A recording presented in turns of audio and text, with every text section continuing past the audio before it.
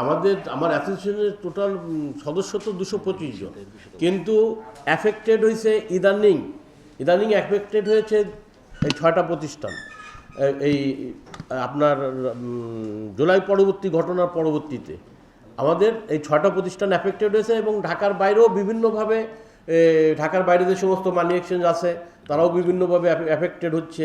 বিশেষ করে অবৈধ মানি চেঞ্জার যারা আছে, নাম সর্বস্ব সাইনবোর্ড ব্যবহার করে যারা ব্যবসা পরিচালনা করতেছে, তাদেরও এর মধ্যে একটা ইনভলভ আছে, যেটা আপনারা কার্ড মার্কেট বলে থাকেন বা সিন্ডিকেট বলে থাকেন। সিল্কোর সিল্ক অ্যান্ড শাইন, যাতে আছে আর্গান অয়েল ও ওট প্রোটিনের গুডনেস, যা আপনার চুলকে রাখে হেলদি অ্যান্ড শাইনিং। এদের সাথে এদের একটা সম্পৃক্ততা আছে, যার কারণে আপনার অনেক ঢাকার বাইরে যে সমস্ত ঘটনাগুলো ঘটতেছে এটা আমাদের কাছে খুব কম আসে।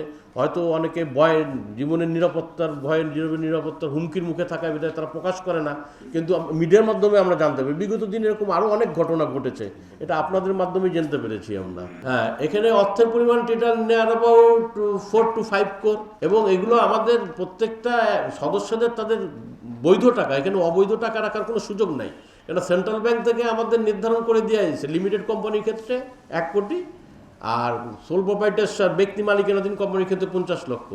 তো এইখানে তাদের কাছে যাই পাওয়া গেছে, ছিনতাই হয়ে গেছে, তাদের প্রত্যেকটা তাদের বৈধ টাকা, কেউ অবৈধ টাকা না। আর আমার অ্যাসোসিয়েশনের মানি চেঞ্জার অ্যাসোসিয়েশন বাংলাদেশের কোনো সদস্যই কোনো রকম অবৈধ কার্যকলাপের সাথে জড়িত না। এটা আমি পরিষ্কার ও দ্ব্যর্থহীন ভাষায় বলতে চাই আপনাদের কাছে, যাতে সবাই এই বার্তাটা সবার কাছে পৌঁছায়।